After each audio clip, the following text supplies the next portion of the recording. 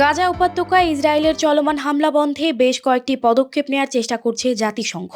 সেই ধারাবাহিকতায় সবশেষ শুক্রবার যুদ্ধবিরতির আহ্বান জানিয়ে জাতিসংঘের নিরাপত্তা পরিষদে একটি প্রস্তাব উত্থাপিত হয়।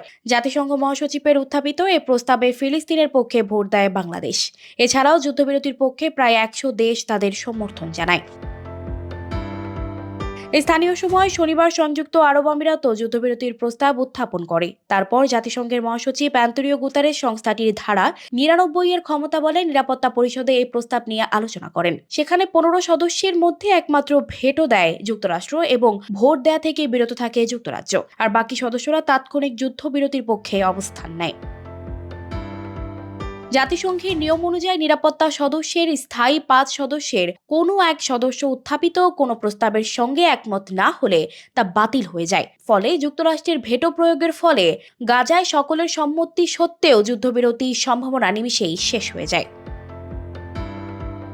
জাতিসংঘে নিযুক্ত ফিলিস্তিনের স্থায়ী উপপর্যবেক্ষক ও দূত মাজেদ বামিয়া এক টুইটে জানান, জাতিসংঘ মহাসচিবের আহ্বানের সঙ্গে মিল রেখে অবিলম্বে মানবিক যুদ্ধবিরতির দাবিতে সংযুক্ত আরব আমিরাত কর্তৃক উত্থাপিত খসড়া প্রস্তাবে প্রায় 100টি দেশ 24 ঘন্টারও কম সময়ে সমর্থন জানিয়েছে।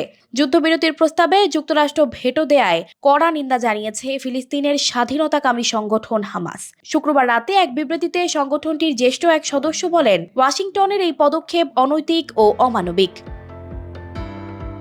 যুক্তরাষ্ট্রের পদক্ষেপের পর জাতিসংঘে নিযুক্ত ইসরায়েলি দূত গিলাদ এরদান স্বস্তি প্রকাশ করে।